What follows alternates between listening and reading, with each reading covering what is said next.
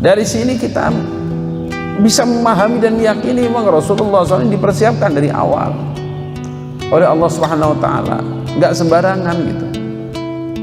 Allah tunjukkan bagaimana pemeliharaannya. Dan kayak seperti tadi ini baru saya ceritakan, ini kan bukan kebetulan, settingan Allah Taala. Kalau Allah Taala mau, bisa saja waktu ada pesta itu Rasulullah nggak usah dengar, beliau mengembala ke tempat yang jauh, sehingga nggak kadang ada cerita begini. Tapi oleh Allah tadi sengaja dibuat begitu untuk menunjukkan bahwa ini memang dipelihara dengan settingan Allah, bukan kebetulan. Sehingga sebagaimana umumnya anak-anak pengen menikmati seperti yang dinikmati anak-anak, pesta-pesta itu duduk-duduk, makan-makan, ngobrol-ngobrol semalaman, ternyata Allah Ta'ala juga nggak boleh begitu.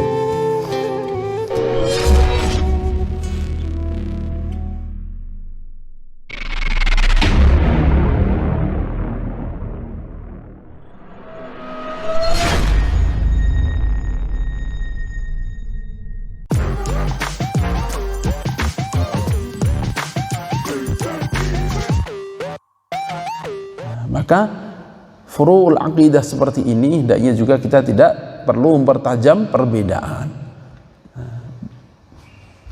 Kembali ke materi kita.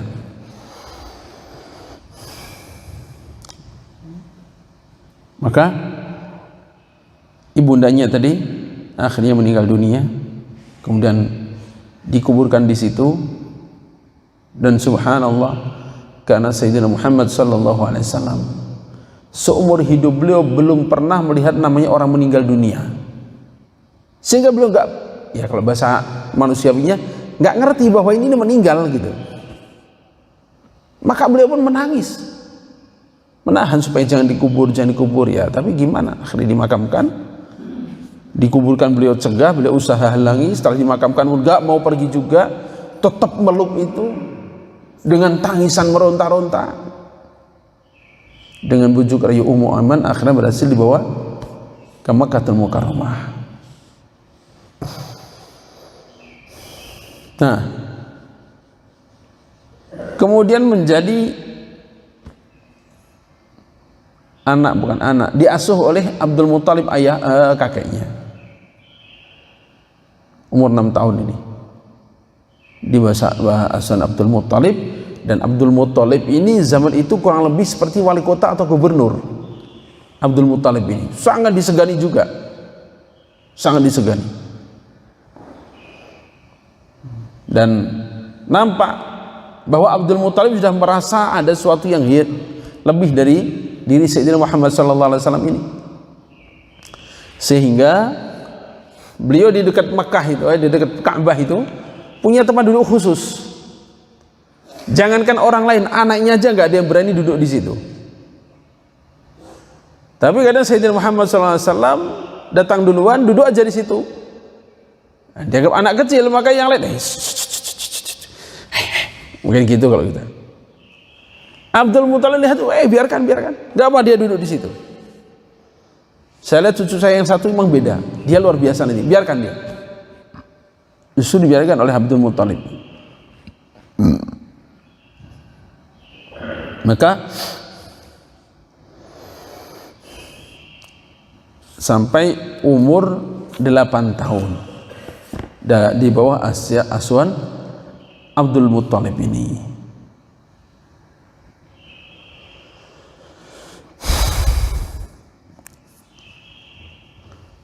Maka umur 8 tahun Abdul Muthalib pun meninggal.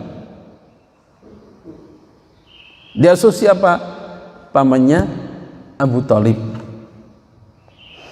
Nah, sampai di sini kita kembali yang pernah saya sampaikan itu, ini adalah pengaturan Allah Ta'ala, murni pengaturan Allah Ta'ala. Allah ingin tunjukkan bahwa Rasulullah SAW bukan dapat ilmu tentang Islam dari bapaknya. Bapaknya sudah meninggal duluan sebelum lahir. Bukan dapat ilmu tentang Islam dari kakeknya, bersama kakeknya hanya 2 tahun. Bukan pula dapat ilmu dari pamannya, karena ternyata pamannya juga nggak pernah ikrar syahadat di depan beliau. Mau alasan apa? Mau mencari dalil dari mana bahwa Rasulullah SAW dapat ilmu dari orang gitu. Sedangkan tadi nggak ada itu fakta yang bisa dijadikan sandaran bahwa ilmunya beliau sallallahu alaihi wasallam dari orang ini, nggak ada faktanya, betul nggak ada.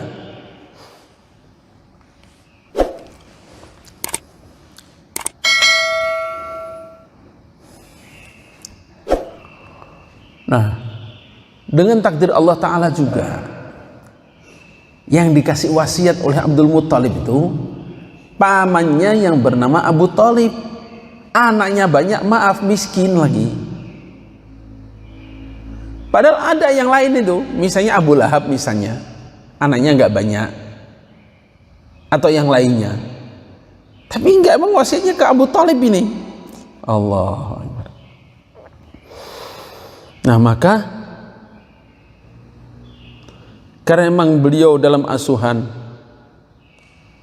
pamannya yang miskin, beliau pun ikut bekerja. Apa kerjanya? Menggembala kambing, dapat upah untuk dipakai makan bersama-sama. Makanya Rasulullah SAW pernah menyampaikan, mafhumnya tidak ada seorang nabi pun melainkan pernah menggembala kambing. Sahabat bertanya, ya Rasulullah, engkau juga? Ya, saya juga. Saya juga ar'al ghanam liqararita li ahli Makkah, atau kama qala Rasulullah SAW.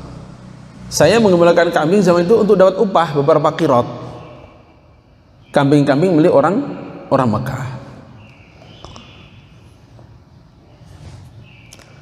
Nah, di sini kita lihat bahwa Allah Subhanahu wa taala yang mengatur ini semua.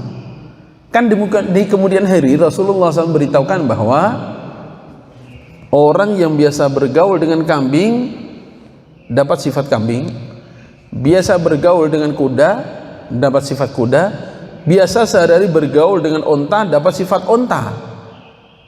Masing-masing punya watak yang menonjol. Onta wataknya apa? Paling menonjol apa? Ada yang pernah mendengar atau mempelajari? Bukan fisiknya ya, wataknya, punya watak hewan ini. Wataknya onta ini pendendam. Wataknya onta. Itu keajaiban Allah Ta'ala juga. Jadi misalnya disakiti, misalnya disambet kakinya sampai lumpuh gitu, atau sampai potong, atau apalah yang betul-betul sangat menyakitkan.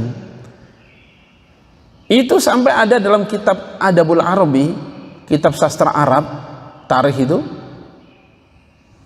itu dicari orang yang melukai tadi, nggak kena, itu ahli warisnya bisa kena. Diburu itu bisa tahu itu, dan akhirnya bisa dibalas dendamnya. Itu onta punya sifat begitu. Jadi dendam itu bisa diturunkan. Ini yang disakiti nggak kena, itu anaknya bisa melampiaskan dendam orang tuanya dulu. Itu onta itu. Nah, cuman kadang ada juga manusia punya sifat onta gitu. Nah, kalau sifat onta begitu. Sifat kuda lain lagi, wataknya dia bangga diri, merasa gagah, perkasa, hebat, larinya kenceng, kelihatan cakep gitu. Nah, kalau domba ini kan sifatnya apa? Tawadu, tenang, damai, rukun. Nah, kan gitu rata-rata ya, sifat paling menonjolnya. Tapi ada tapinya. Tapi terkadang domba ini kalau nggak biasa memelihara, banyak gitu, subhanallah, berpencaran nggak karuan. Nah, termasuk kisah Nabi Musa alaihissalam oleh Allah Ta'ala suatu ketika ditanya, wahai Musa, tahukah engkau kenapa aku angkatmu kamu menjadi nabi? Tidak tahu ya Allah. Di antara banyak riwayat ya, salah satunya ini, aku menyukai kasih sayangmu.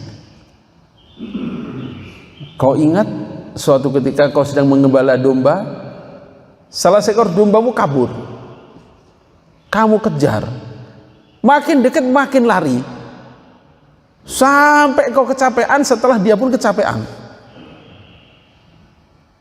Begitu kau dapatkan domba kamu, tidak kamu pukul, tidak kamu siksa karena membuat capek, membuat kesel, tapi kamu malah bisikkan pada telinganya, domba, domba, ngapain kamu bertingkah begitu? Tuh lihat, kamu capek, saya pun capek. Udah segitu, itu yang aku suka. Itu dalam riwayat begitu. Ya latihan kesabaran memang gitu. Latihan kesabaran. Ada yang pernah Pak melihara domba? Oh, bukan melihara, menggembala, keliru ya. Menggembala maksudnya. Nah, kalau melihara investasi aja bisa itu. Menggembalakan lain lagi. Kalau megang-megang aja saya sering, tapi kalau menggembala belum pernah juga. Nah, ini Rasulullah sallallahu alaihi wasallam. Masya Allah. Dan di tengah kehidupan Abu Thalib ini, Rasulullah sallallahu alaihi wasallam juga sangat diistimewakan. Tadi oleh kakeknya diistimewakan karena udah punya firasat ini akan jadi orang besar. Ini oleh pamannya pun diistimewakan juga. Beli baju gak dibedakan sama, makan sama. Bahkan kalau waktunya makan, Sayyidina Muhammad SAW belum nampak, cari dia, cari sampai ketemu. Kalau belum ketemu gak boleh makan. Sampai begitu, saking sayangnya itu. Nah, dari sini kita mengambil pelajaran. Jadi kita akan mudah mengambil pelajaran itu. Poin utamanya apa? Kita yakini bahwa tidak ada yang kebetulan, gitu ya. Poinnya di situ dulu. Pasti ini kesengajaan Allah. Seperti saya bilang tadi, kalau mau dibuatlah oleh Allah Ta'ala cerita seperti Halimatus Sa'diyah. Masih ingatkan kita cerita Halimatus Sa'diyah? Begitu Rasulullah SAW tinggal bersama Halimatus Sa'diyah, subhanallah, perkebunan melimpah, susu domba melimpah, rezeki melimpah, sehingga betul-betul melimpah semuanya. Kalau Allah Ta'ala mau, begitu juga bisa dibuat bersama Abu Thalib. Begitu Sayyidina Muhammad SAW tinggal bersama Abu Thalib, langsung perdagangannya maju pesat. Kan bisa begitu. Sehingga Rasulullah nggak usah menggembala kambing lagi. Kan begitu sangat bisa. Karena Abu Thalib ini pedagang. Lebih banyak dari perdagangannya bukan dari peternakan, enggak, pedagang. Tadi kalau Allah Ta'ala mau bisa Abu Thalib dibuat kaya raya gitu dengan datangnya Sayyidina Muhammad SAW sebagai anak yang ponakan yang diasuhnya. Tapi ternyata tidak. Oleh Allah dibiarkan miskin gitu saja. Walaupun ada Sayyidina Muhammad SAW di situ, enggak seperti waktu di rumah Halimatus Sa'diyah gitu. Wah, kebetulan. Nah, itu yang ingin kita hilangkan. Ini bukan kebetulan, ini pengaturan Allah. Apa hikmahnya? Banyak. Untuk menunjukkan bahwa lahirnya orang-orang besar bukan harus lahir dari rumah orang-orang yang berada dan kaya raya. Bahwa lahirnya orang besar yang nanti akan memimpin umat, maka Allah sudah siapkan penggemblengannya dari sejak awal, dan itu memang pahit. Memang pahit. Merasakan penderitaan, kepanasan, disuruh-suruh, dimaki-maki, mungkin dimarahin. Karena menggembala tadi ya dianggap apa sih penggembala, ya buruh, suruhan begitu. Kayak OB begitu mungkin. Disuruh-suruh. Maka beliau belajar sabar. Beliau belajar tawadhu. Walaupun saya cucunya gubernur, tetap aja saya bukan siapa-siapa. Saya kayak apapun, bapak kakek beliau tuh Abdul Muthalib gubernur zaman itu, atau wali kota minimal. Saya bukan siapa-siapa. Saya hanya penggembala kambing. Sehingga masuk tawadhu dalam hati beliau. Kemudian muncul juga latihan keberanian. Sebab menggembala kambing dengan diupah begini taruhannya, ya dia bukan hanya ngasih makan, tapi plus security. Security dari apa? Ya dari pencuri, dari perampok, dari apa namanya, serigala. Ya, kalau penakut ya udah nggak akan bisa itu, kabur. Lihat orang itu, wah siapa itu, kabur aja. Ini nggak bisa begitu.